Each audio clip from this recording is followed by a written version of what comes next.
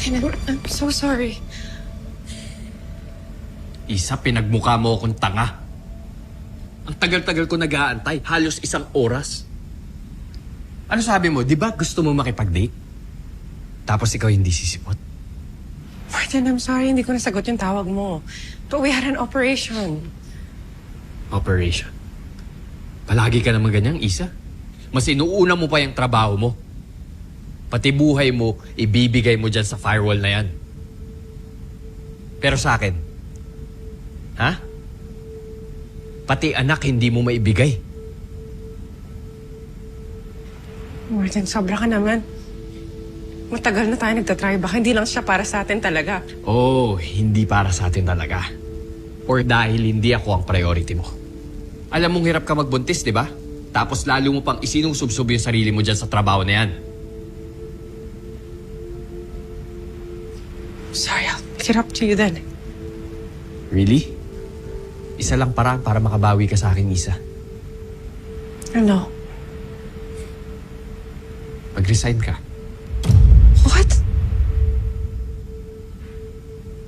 Martin, sobra naman na yan. Isa, asawa mo ko. Pamilya mo ko. Kaya dapat ako yung mas mahalaga kaysa dyan sa trabaho mo. Hindi lang to basta trabaho sa akin, Martin. Legacy to ng nanay ko. Isa, patay na yung nanay mo. Ako yung nandito. Kaya mamili ka, ako o yung firewall. Martin, huwag mo akong pahirapan ng ganito. So, trabaho pa nga rin. Okay. Martin, ano ba? Mahal kita at alam mo yun. Hindi mo dapat pinagdududahan yun. Ikaw lang lalaking minahal ko, ang pinagsisilbihan ko, tinitingala ko, lahat na. It shouldn't have to be a choice between you and my sworn duty. Parehas kayong importante sa akin. Nagsisisi na ako na sinuportahan kita dyan sa trabaho mo. Pinag-usapan na natin to. I mean, look at us. Isa, we're falling apart. And it's because of you.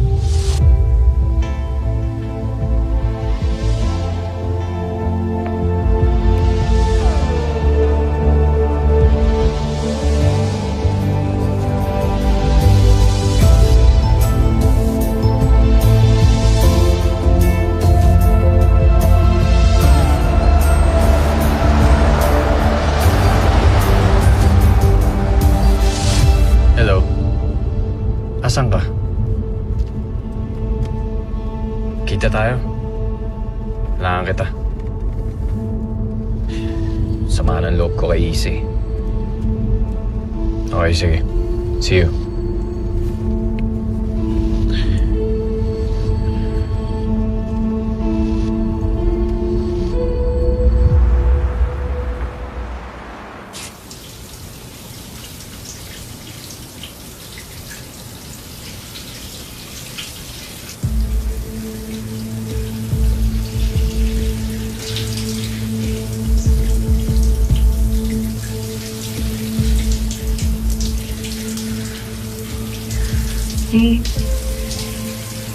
Alam mo, simula nung naging chief siya ng firewall, wala na siyang pinagpapalaki. That's sad. But that's why I'm here. To be with you.